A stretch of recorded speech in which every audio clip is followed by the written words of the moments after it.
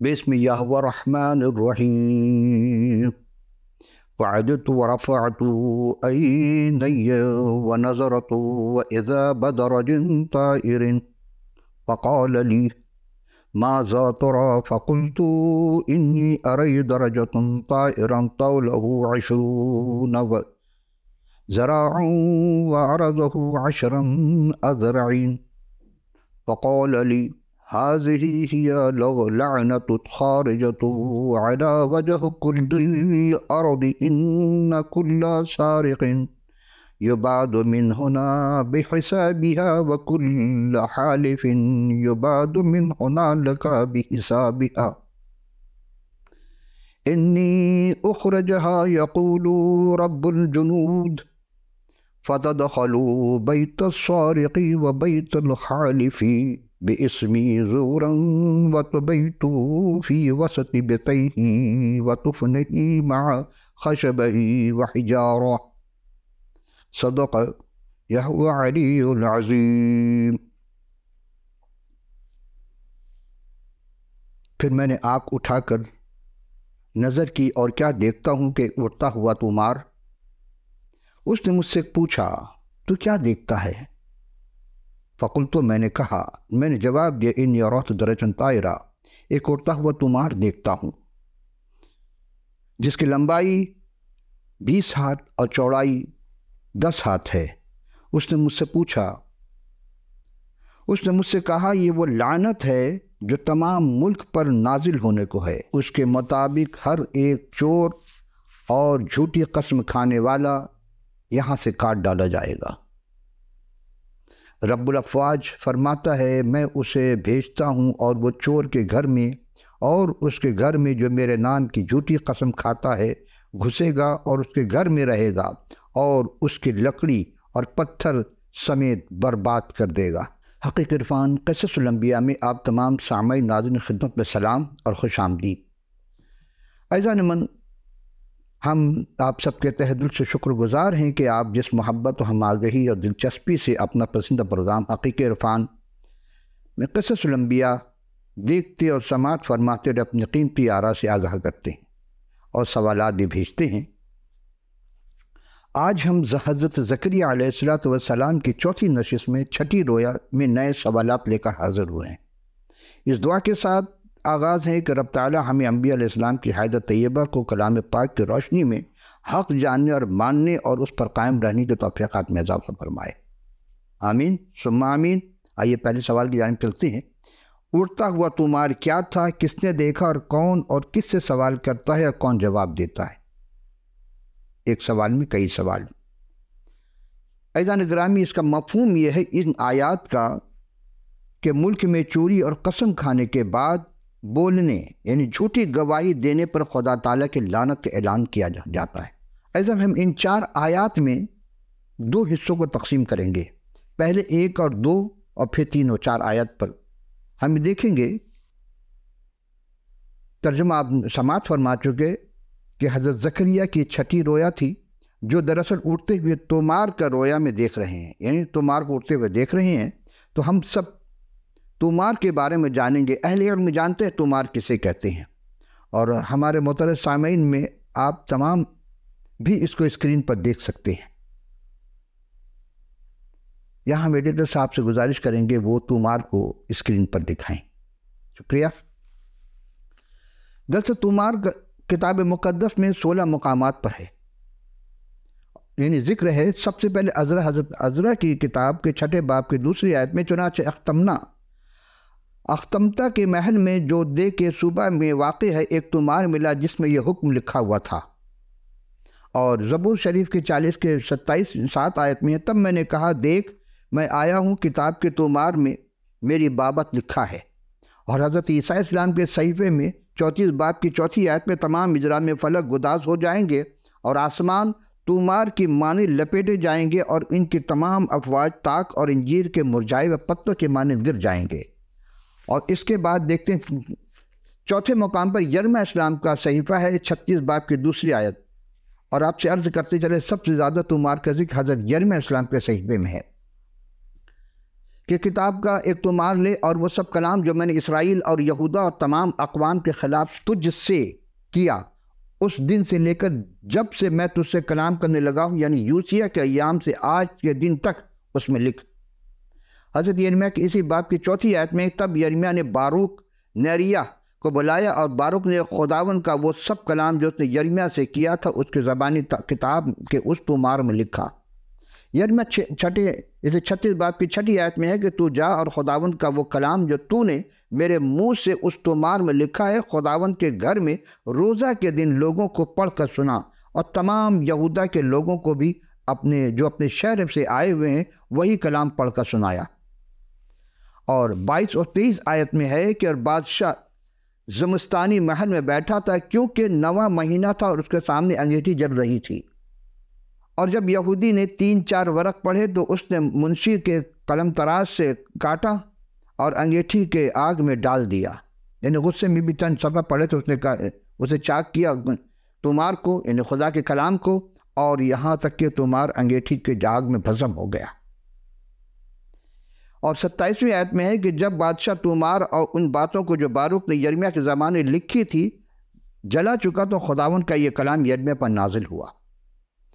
اور 28ویں آیت میں ہے کہ تو لے اور اس میں سب باتیں لکھ جو پہلے تمار میں تھیں جسے شاہ یہودا یقیم نے جلا دیا۔ یرمیہ 29 آیت میں ہے 36 باب کی 29 آیت میں، اور شاہ یہودا یقیم سے کہہ کہ خداوند یوں فرماتا تو نے تمار کو جلا دیا اور کہا کہ تو نے اس میں یوں کیوں لکھا ہے کہ شاہ بابل یقیناً آئے گا اور اس ملک کو غارت کرے گا اور نہ اس میں انسان باقی چھوڑے گا نہ حیوان۔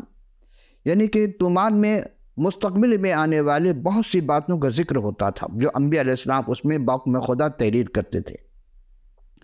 عزیزم، ہم اسی 36 باب کی 32 آیت میں ایک اور آیت ہے دیکھتے ہیں کہ تب یرمیہ نے دوسرا تمار لیا اور باروک بن نیریہ پر بیٹھے اور اس نے ان کے سب باتیں جسے شاہ یہودا یقیم نے جلایا تھا یرمیہ کی زبانی اس میں لکھی، اور ان کے سوا ویسی ہی اور بہت ساری باتیں ان میں بڑھا دی گئی۔ اور حضرت حزقیل علیہ السلام کہتے ہیں کہ میں نے نگاہ کیا تو کیا دیکھتا ہوں کہ ایک ہاتھ میرے طرف بڑھایا ہوا ہے اور اس میں کتاب کا تمار ہے۔ دوسرے باب کے 9ویں آیت میں حضرت حزقیہ کا تھا۔ اور حزقیل علیہ السلام کے 3 باب کی پہلی آیت میں ہے کہ پھر اس نے مجھے کہا اے آدم زاد جو کچھ تو نے پایا ہے سو کھا۔ ابھی کیا پایا تھا؟ تمار پایا تھا۔ اس تمار کو نگل جا اور جا کر اسرائیل کے خاندان سے کلام کر۔ سوچئے کیا انسان تمار کو کھا سکتا ہے؟ لیکن اسے کھانا پڑا۔ ممکن ہے یہ روحانیت میں اور بات ہو اور تحریر میں اور، یہ ہم آگے چل کر پھر کسی اس میں زکریا کے 5 باب کی پہلی آیت میں پھر میں نے آنکھ اٹھا کر نظر کیا دیکھتا ہوں کہ اڑتا ہوا تمار ہے، یعنی جو ابھی جو میں اپنے گفتگو کر رہا ہوں۔ اور 15ویں زکریا 5 باب کے دوسرے اس نے مجھ سے پوچھا تو کیا دیکھتا ہے؟ تو میں نے جواب دیا کہ ایک اڑتا ہوا تمار دیکھتا ہوں جسم کی لمبائی 20 ہاتھ اور چوڑائی 10 ہاتھ ہے۔ اور دوسرا تمسس کے 4 باب کی 13ویں آیت میں جو چوگا میں ترو آس میں کرپس کے یہاں چھوڑ آیا ہوں، جب تو آئے تو وہ کتابیں خاص کر رق کے تمار لیتا ہوا آئیو۔ ایسے تمار یوں ہوتا تھا کہ کپڑے کا ہوتا تھا۔ پہلے وہ ہم آگے چلتے ہیں دیکھتے ہیں کہ آخر تمار ہے کیا، کس چیز کو تمار کہتے ہیں۔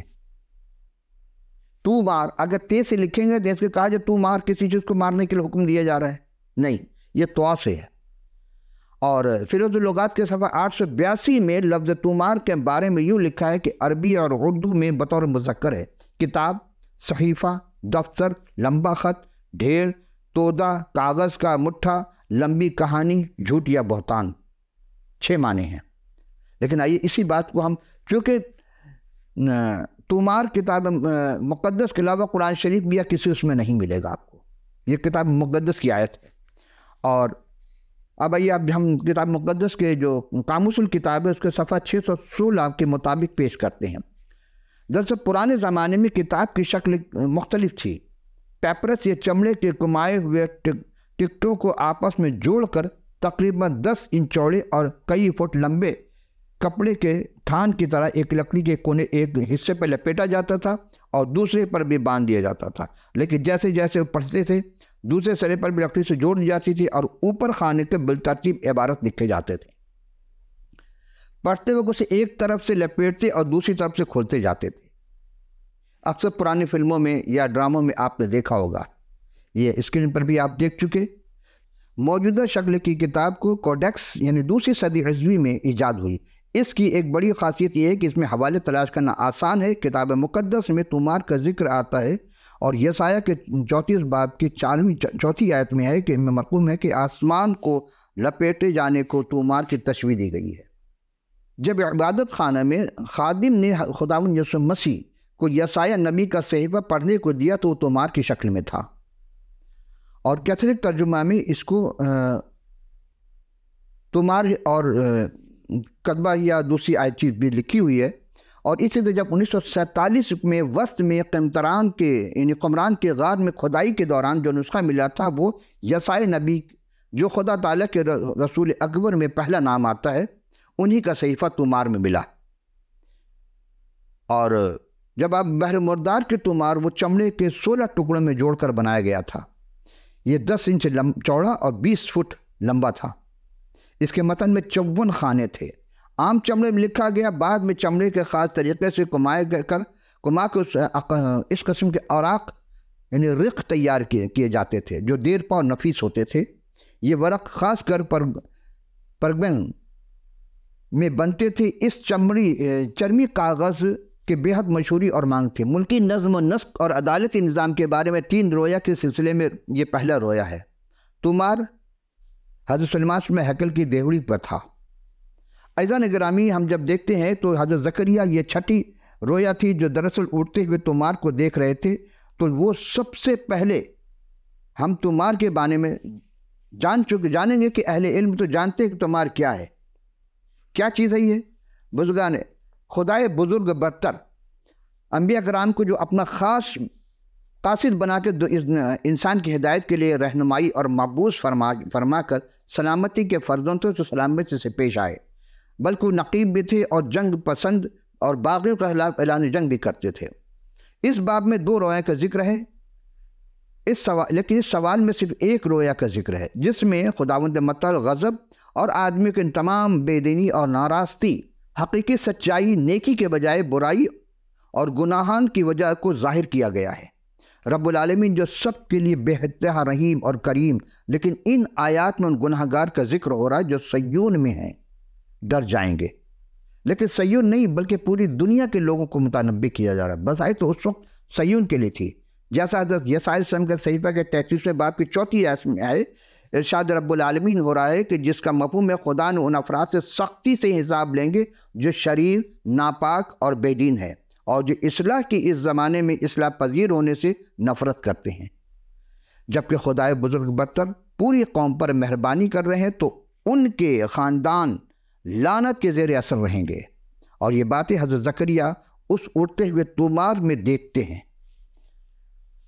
محترم، رب تعالیٰ اپنے ہاتھوں سے اپنی صورت و شبیہ کے معنی جس انسانوں کو جتنی محبت کرتے ہیں، کائنات میں کسی اور شے سے محبت نہیں کرتے۔ تمام نعمتیں انسانوں کے لیے، لیکن اس کے باوجود اگر پوری قوم پھر بگڑ جائے تو بہت تیزی سے ہلاک اور فنا ہو جائے گی۔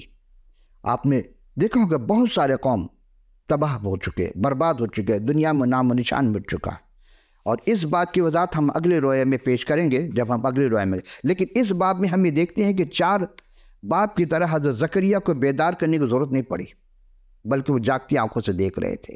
زکریا نے نظر اٹھائی تو ایک طومار کو دیکھا۔ فرشتہ ان سے استفہامی سوال میں انداز میں دریافت کرتی، کیا ہے، کیا دیکھتا ہے؟ زکریا جواب میں بتاتے ہیں کہ ایک اڑتا ہوا طومار دیکھتا ہوں۔ ان کے اندازے کے مطابق اڑتے ہوئے طومار کی لمبائی 20 ہاتھ اور چوڑائی 10 ہاتھ تھی۔ آج جدید زمانے کے مطابق 9 یا 10 میٹر اور 4.5 یا 5 میٹر چوڑائی ہے اس کی۔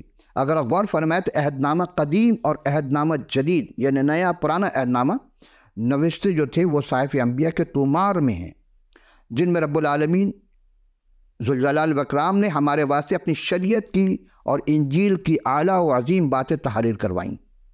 عزیزان من، تفسیر کتاب کے مفسر میتھیو ہنری کمنٹری جلد 2 کے صفحہ 1302 میں رقم تراز ہے کہ حضور المسیح سلام علیہ ان تمہاروں کے مالک ہیں۔ اٹھتے ہوئے تمہار میں خدائے حی القیوم کا کلام نہایت تیزرو ہے، فرشتہ نے تمہار کو اس بھید سے آشکارا کیا۔ یہاں غور طلب ہے، یہ اٹھتا ہوا تمہار ایک لعنت ہے، اس میں ان لوگوں کے خلاف خدا تعالیٰ کا قہر و غضب کے اعلان ہے جس میں ہر ایک چور، ہر ایک جھوٹی قسم کھانے والے پر لعنت کا اعلان کیا، جو جھوٹی قسم کھا کر خداوند قدوس کی حشمت و شوکت اور اس کی بے عزتی کرتے ہیں، یا چور جو اپنے ہمسائے کے املاک پر قبضہ کر لیتے، اس لعنت کے مطابق ہر چور، ہر جھوٹی قسم کھانے والے کے گھر لکڑی اور پتھر دونوں سمیت برباد ہوگا۔ اس رویا میں شاید ان آفتوں کا اشارہ ہے جو حضور المسیح کی بادشاہی سے پہلے ساری دنیا میں نازل ہوئی۔ فرشتہ یہ بتاتا ہے کہ وہ لعنت جو تمام ملک پر نازل ہونے کو ہے، جب صرف اسرائیل کے ملک پر نہیں بلکہ ساری زمین پر، کیونکہ تمام بنی نوع انسان خدا کی عدالت میں جواب دہ ہیں۔ اس لیے لازمی ہے کہ نجات دہندہ کی بشارت کا کیسا خیر مقدم کرنا چاہیے، جو ہمیں مول لے کر شریعت کی لعنت سے آزاد کرانی اس کرۂ ارض پر لباس بشری میں ایک استبل میں قدم رنجا فرمایا، یعنی تشریف لائے، چرنی میں قیام کیا، اور 30 سال کی عمر میں دوران تبلیغ عملی موشگافیاں، ان گنت معجزات، لا علاج مریضوں کا مفت علاج بغیر ادویات کے پلک جھپکتے میں کر دیا۔ یہ نہیں کہا یہ اینٹی بائیوٹک ہے 15 دن کھاؤ، 10 دن کھاؤ، یہ کرو، وہ کچھ نہیں۔ اسی لیے چونکہ وہ دستے یزداں تھے اور مردوں کو زندہ کیا، شریعت کے دعوے دار نے ساز باز کر کے اذیتناک سزا دلوائی اور 33 سال کی عمر میں ہمارے لیے لعنتی موت قبول کیا، دفن ہوئے، اصدق القول کے مطابق تیسرے دن از خود جی اٹھے، اور اب عرش معلیٰ پر دہنے جانب قیام فرما ہے، قرب قیامت ان کی آمد ثانی ہوگی۔ عزیزان گرامی، کیا تمہار کھایا جا سکتا ہے؟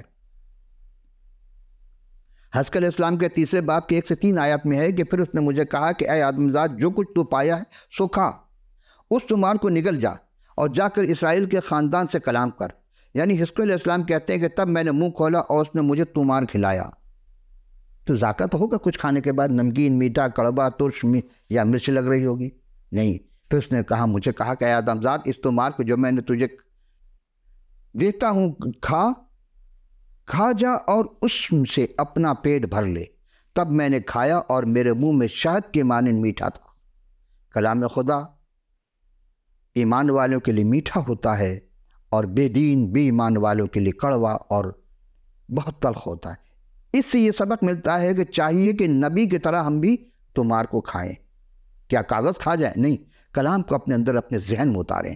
دنیا گناہ سے لبریز ہو چکی ہے۔ اس زمانے میں یہودی کلیسیا میں بھی گناہ سے بھری ہوئی تھی، لیکن کلام میں یہاں 2 قسم کے گناہ گاروں کا ذکر کیا گیا۔ آئیے ایک نظر ڈالتے ہیں، وہ 2 گناہ آج بھی ہمارے ماحول میں، معاشرے میں ہیں۔ ان آیت میں 2 قسم گناہ، خاص طور پر چوری یا چور اور جھوٹ۔ ملاکی علیہ السلام کے صحیفہ کے 3 باب کی 8ویں آیت میں، کیا کوئی آدمی خدا تعالیٰ کو ٹھگے گا؟ پر تم مجھ کو ٹھگتے ہو اور کہتے ہو ہم نے کس بات سے تجھے ٹھگا؟ دائیکی اور ہدیہ لوگ تو دے رہے ہیں، لیکن بہت سے کلیسیا کے جو رہنما خادم ہیں وہ اپنے لیے استعمال کرتے ہیں، اپنے ملک سے دوسرے ملک ٹرانسفر کر رہے ہیں۔ یہ کیا ہے؟ چوری نہیں ہے، ٹھگنا نہیں ہوا خدا کو۔ غور کیجئے گا، کلام زندہ، خدا کا زندہ کلام ہر زمانے کے لوگوں کے لیے ہے۔ پھر مجھے معلوم ہوا کہ لاویوں کے حصے کو ان کو نہیں دیے گئے، اس لیے خدمت گزار لاوی اور گانے اور اپنے گیت اپنے کھیت کو بھاگ گئے۔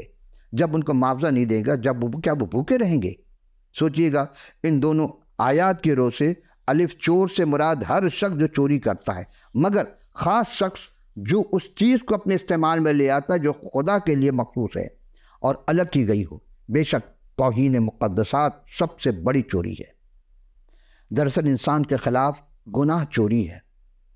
دوسرا جز جھوٹ، یعنی جھوٹی قسم کھانے والا اول ذکر دوسری لو اور یہ پہلی لو کے خلاف ہے، ورزی ہے، اور بے عزت کرتے ہیں جو بے وجہ قسم کھاتے ہیں۔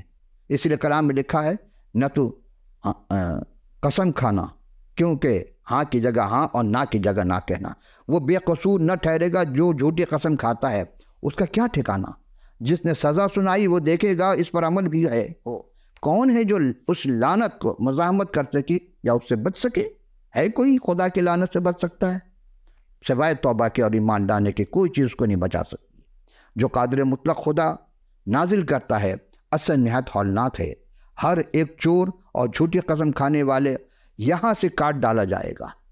اس سرزنش یا تعذیب نہیں ہوگی، اور بلکہ وہ کاٹ ڈالا جائے گا۔ یہاں سے کا مطلب ہے کہ اس جگہ بعین ہی یروشلم سے، اور پھر جہاں کہیں بھی خدا کا نام لیا جائے گا جھوٹی قسم کھا کر، اور عدالتیں بھری ہوئی ہے۔ دیکھیے کیا حشر ہو رہا ہے۔ کتاب مقدس پر، مقدس کتابوں پر ہاتھ رکھ کر جھوٹی قسم کھاتے ہیں، تو سب سے پہلے منصف کو قسم کھلائے جائے کہ وہ جھوٹی چیز کو خود بھی تحقیق کرے، صرف چیمبر میں بیٹھے نہ رہے۔ یہ ہے اصل فیصلہ، کہ وہ جھوٹے لوگوں کا ساتھ نہ دے بلکہ حق کا ساتھ دے، لیکن ہو نہیں رہا ہے۔ تو قسم تو پہلے منصف کھائے، پھر یعنی عادل کو قسم کھانا چاہیے کہ میں جو فیصلہ کروں گا حق کے ساتھ فیصلہ کروں گا۔ یہ ہے کلام الہی کا منبع۔ اب آئیے، اور نہ ناپاک شہر ناپاک لوگوں کو پناہ دے گا۔ یہ لعنت تمہار چور کے گھر میں اور اس کے گھر میں جو میرے نام کی جھوٹی قسم کھاتا ہے گھسے گا، اور خدا کی لعنت کو تالوں اور اڑبنگوں سے باہر نہیں روکا جا سکتا۔ یعنی آپ چاہیں کہ اب تالا لگا دی، لعنت تالا لگانے والی شے نہیں ہے۔ جب تک وہ توبہ نہ کرے اور اپنی اصلاح نہ کرے اس سے بچ نہیں سکتا، اور اس کے گھر میں رہے گا اور اس کی لکڑی اور پتھر سمیت برباد کر دے گا۔ گناہ خصوصاً دوسروں کو نقصان پہنچانے، چوری اور جھوٹی قسم کھانے کے گناہ مکانوں اور خاندانوں کو تباہ کر دیتا ہے۔ اعزان محترم، آئیے اب ہم اس دوسرا جز تھا، ایفا میں بیٹھی ہوئی عورت کا کیا مفہوم ہے اور کیوں ہے۔